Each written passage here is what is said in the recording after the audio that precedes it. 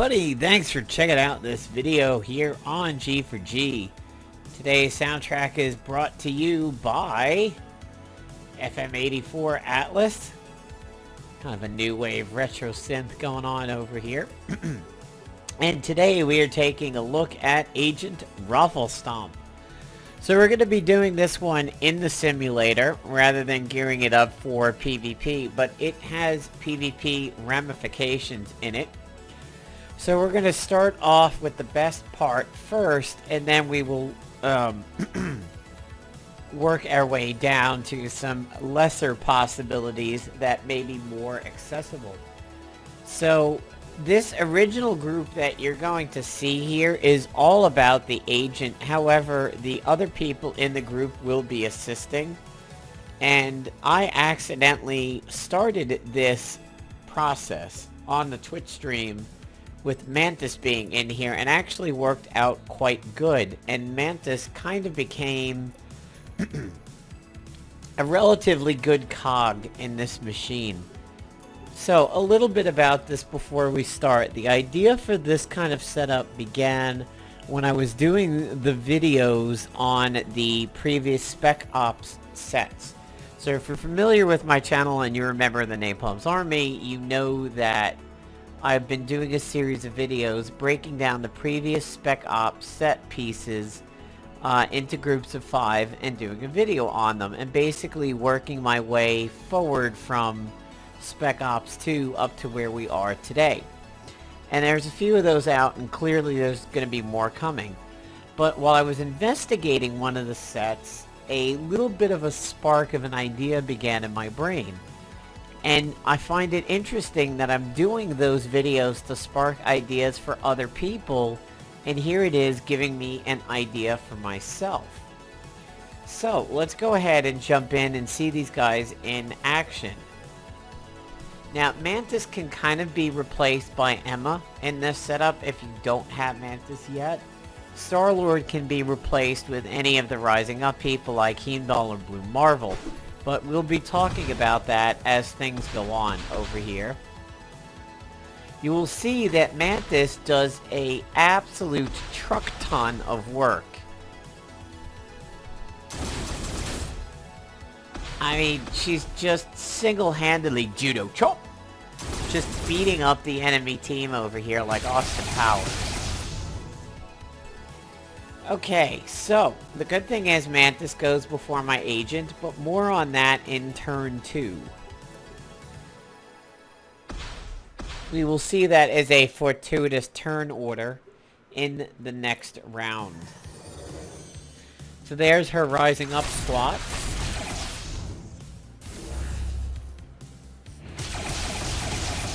And there's some rising up buffs from Star-Lord. I'm going to pass this turn here. On my agent's turn, I'm going to go ahead and act, and then we will talk about the gear over here. Good God, 9.4k damage. Okay, sure. So Mantis is just going to continue beating the shit out of people. Okay, we are now in round 2. What Mantis is going to go ahead and do... Well, Star-Lord's going to pass his turn. Alright, so the power armor is unfortunately protecting. On Mantis's turn, I'm going to use her Psychic Transferal, which is Potential Unleashed. It's very similar to what Emma can do. And also the prototype, not the prototype, that's the regular version. The Psychic Amplifier, if you remember it. So Psychic Transferal allows my agent to turn jump a little bit, and he's now buffed. What you see here on my agent is the Savage Axe, the Savage Spear, and the Hallowed Flamethrower. And you might be thinking, wow, that is a really odd loadout. Yes, little Jimmy, you are absolutely right. Kudos for noticing. There has been something that has existed in this game for a long time, and it's shown up in some of my videos throughout the years. This kind of setup goes back a ways. The Savage Axe gives you something called Savage Strength. So does the spear, and the hallowed flamethrower gives you something called might. If we look at my agent, you will see in my buffs, might, attack increased by 10%. Savage strength, attack and accuracy increased by 10%. Touch of the Savage Land, hit points, defense, attack and accuracy increased by 10%. So basically, I have this multiplying set of attack bonuses over here. And you'll see that my attack currently has a bonus of 1.4 extra K over here. I'm also running the measured ISO and phased frequencies. We'll be dealing with that in a moment. I have the Roar of the North from the Self-Sacrifice set. This set was featured in one of my videos. And we also have the Arc Reactor Charge from the AVX set, Avengers vs. X-Men set, also featured in one of my videos. What I'm going to do is use the Arc Reactor Charge right now, which says my next attack does double damage and my stamina is restored to full. We know I'm running the measured ISO, so maybe you can see where I'm going here. Look at the projected damage on the Roar of the North. 12k to 15k just on the gun's tooltip. It's getting a benefit from measured attack. Watch what's going to happen. 61k. During the Twitch stream that I had today, I play tested this setup. And I did 45k prior to using the measured ISO. I did about 44k, and then I jumped up to 66k, and then I put null down with a 95k crit.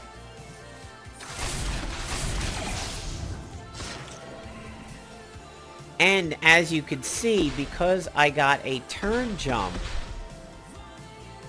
I'm not actually going to be stunned right now. The stun was chewed up by my normal turn because I acted during Mantis's extra turn. So let's pretend this is slightly like PvP. So we'll go and find Null in here. There were several times where unfortunately Null got his ass kicked before my agent can set up. And you'll kind of see why. The follow-ups or the extra attacks that Star-Lord gave my agent, being a blaster on a bruiser, it was pretty bad.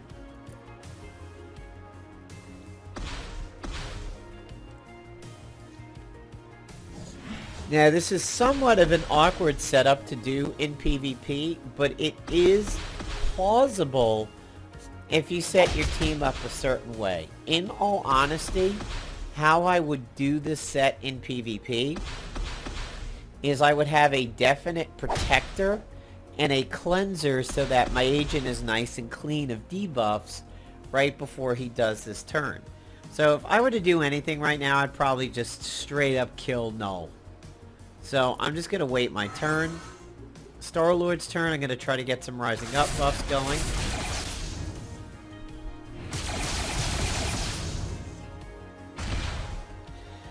Now, Mantis is going before my agent here in turn 2. So what we're going to do is, once again, do the Psychic Transferal. Oh no, wait, not yet. No, we are still in round 1. Hold the phone, still can't fire it yet. As you can see, I mean, this video is about the Roflstomp agent, but you're seeing all, well, yeah, see, that's what happens. But you can see, even the agent without executing the plan is capable of just obliterating a bruiser in PvP with this setup.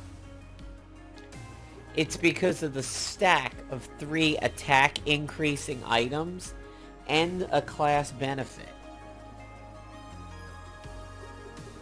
So I mean, this alone is going to do huge damage. Same thing for any of the Savage Axe. This is one of the ones that won't actually do a lot of damage. Now, one of the ways that you could get something good for this is to use Heimdall. One of the better ways, and this is what we discussed on the stream, Blue Marvel is probably one of the best setups for this, because Blue Marvel can give you guaranteed rising up and clean you before your turn. So we're still in round 1, so we don't want to do anything on Mantis. Mantis is unable to help my agent at this point in time.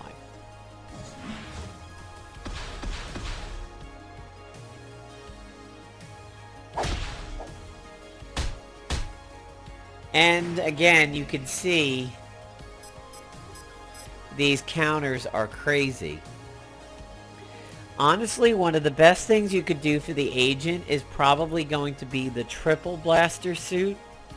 Run it with measured, run it with phase frequencies, and I would even add collateral damage. Get a little free splash out of it. Okay, well, Star-Lord added in, and he gave us some rising up buffs. Unfortunately, not strengthened.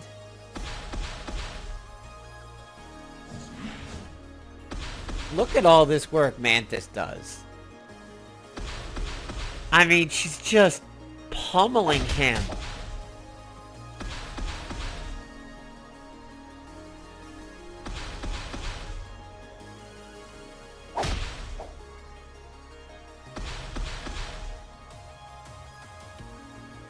Alright, so my agent doesn't have strengthened, so we will try a spray and pray.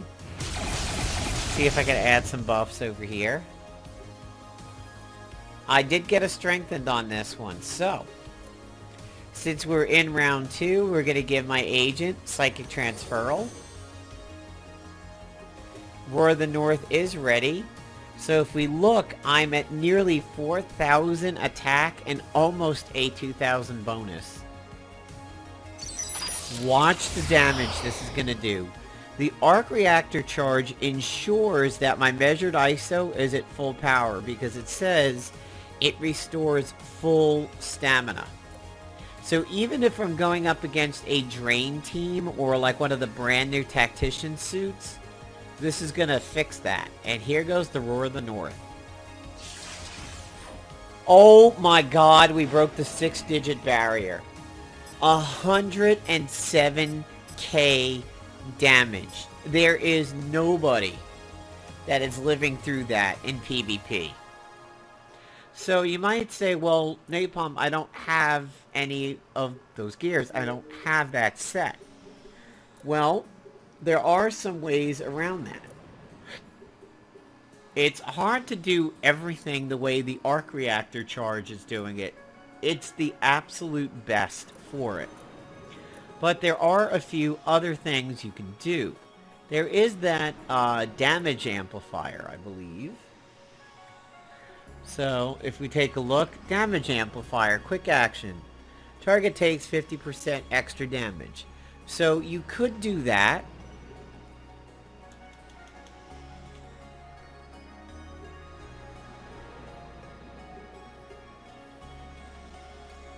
There is also the quantum flux capacitor. That also is somewhat viable. It says increases the damage of the next attack. It doesn't really specify how much.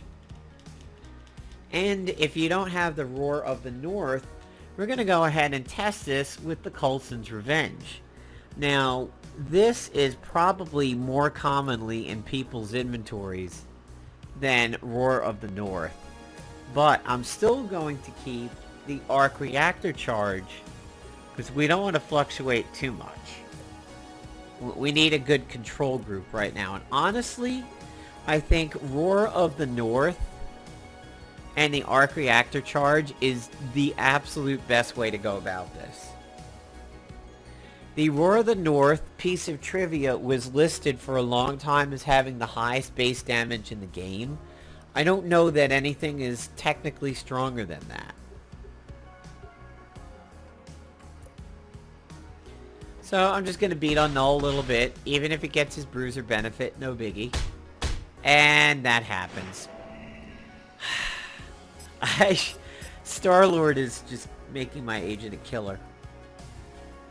Now, you could do a variant of this setup and make it a little weaker and run something like the Lantern and the Cube and still have the Flamethrower and the Savage Axe and the Savage Spear.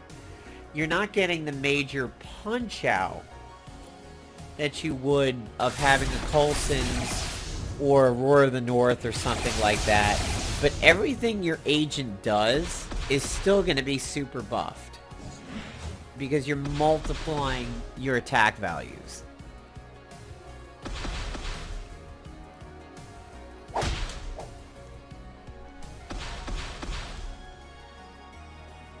And I've always thought it was crazy the game allowed all three of these pieces to stack. It considers them separate buffs.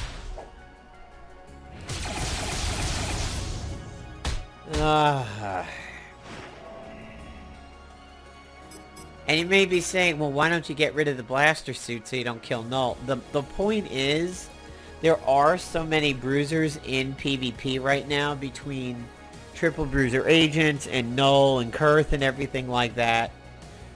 Oh yeah, okay, so without having the Roar of the North, the Coulson's Revenge is available in the first round. So the first thing we're going to do is we're going to try this out without any buffs from Star-Lord and Mantis. And we're going to see what the damage is.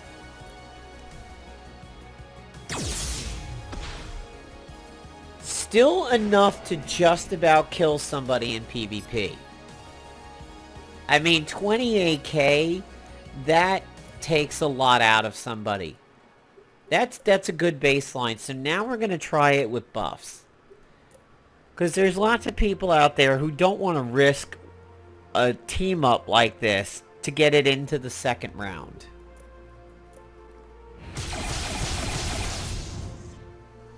Alright, so we're going to wait.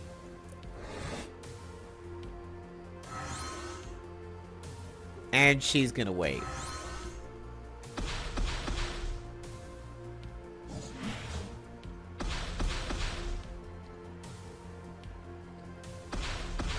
Apparently, Mantis does not care about her inactivity. She's like, I'm here, I'm ready, I'm gonna judo chop.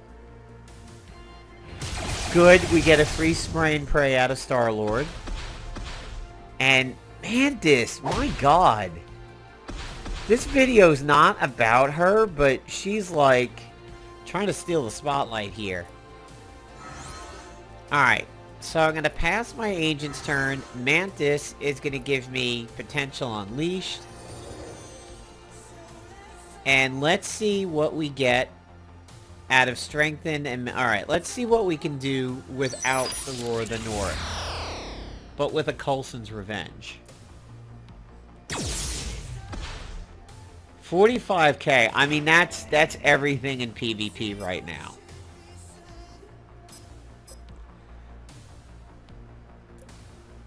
So the reason why I mentioned Blue Marvel is Blue Marvel has an ISO that allows him to tactically protect. So not only can he protect your agent while you set up for this, he can also give you stamina back if you needed it, and cleanse your debuffs unless Pesty's on the field. If you wanted to, you could also run this with a bruiser suit, and potentially go off in rage from maybe like a Spitfire being on the field or a Cloak and Dagger. The problem is, everything but the blaster suit is going to have to deal with maybe an intangible person. If you so very much want to get rid of anybody and everybody on the field, you want to be able to hit them even if they're intangible. And intangible is really, really big right now. The other thing is stealth. If you have the ISO called Widow's Way from the Age of Ultron times, you can equip that ISO on yourself and you'll be stealthy so you can walk around the protector. Measured is one of the only ISOs I gotta say you really shouldn't change in this. especially if you want to do this with the arc reactor charge or the quantum flux capacitor, which I believe you can just buy in the store. The damage amplifier doesn't necessarily need the measured, but honestly, measured is just giving you free extra damage, and all of this goes into those savage and hallowed multipliers over there, or the might multiplier I should say. So blaster I think is the best way to go. You could make a case for bruiser. You can still be stealthy with bruiser in Widow's Way, but if you want to get rid of an intangible person, you're stuck. Unless you run the Mystic ISO. That's always a possibility. But just to sum up, I'm going to give you the key components of this that I think really makes it, and you shouldn't change it. The Savage Axe, the Savage Spear, and the Hallowed Flamethrower. The reason is you get Might, you get Touch of the Savage Land, and Savage Strength. All three of these buffs stack. You absolutely need these three. After that, the Arc Reactor Charge can be changed up for a few different things. Roar of the North can be changed up for a few different things. Hell, you can just go through your inventory and find your highest listed damage and use that. Now remember, Arc Reactor Charge is going to basically give you kicks like a mule. That's why I kind of like it with Roar of the North. It buries both cooldowns in the same round. For ISOs, you should definitely be going with measured. And I would recommend phased frequencies if you're going with blaster. If you wanted to, you could do the triple blaster suit if you bought it, and run measured, phase frequencies, and collateral. Or if you had the bruiser suit, you could go the magic ISO, the mystical ISO, and a couple others. It all depends on what you're seeing in your meta. If you think you're seeing a lot of bruisers, which we know is a fact, the blaster suit wins. If you're seeing a lot of Spitfire teams, or a lot of cloak and daggers where you can make use of a scrapper being on the other side, then you could go that route. I definitely would recommend a double or a triple suit for this. If you had an older blaster suit, like say the Safeguard, yeah, you could put phase frequencies on here and hit somebody, or just measured. But in all honesty, I think you get the most value out of having a multiple ISO suit. So there you go. There is Agent Roflstomp. I'm really glad the highest hit that I've done in this setup was recorded on the video, because at least now everybody could go see it. When I was doing it on the stream, the experiments were hysterical. We were just, our jaws were on the floor at how hard this hits. In terms of your heroes, Mantis and Emma could give you a good boost over there. Psylocke could also help. Any of the Rising Up heroes is also good, but you may highly want to consider a Protector to make it so that your agent lives in order to execute this. The other thing you should take note of is, since the agent is definitely only capable of doing this not every round, you may want to have some other killer on the team, like say Spitfire and a measured attack. If Spitfire can take out somebody and your agent can take out somebody, it's then okay for the third person to be kind of supporty or protector-ish. Wonder Man would be good. Groot, you know, any of the tanks would be good. Heimdall, so that there's no stealth. You could run Heimdall to give you Rising Up buffs and no stealth, and then run a Protector who will maybe tank a Spitfire for you so that it doesn't reach your agent. The only thing that would be really bad is if you ran into a pesty team that weakened you and you couldn't clean it. So there you go, guys. I hope you enjoyed Roflstomp. The idea for this team has been brewing for a few weeks now, and I'm certainly glad it worked out the way I intended and it wasn't disappointing. Thanks, everybody. Catch you later.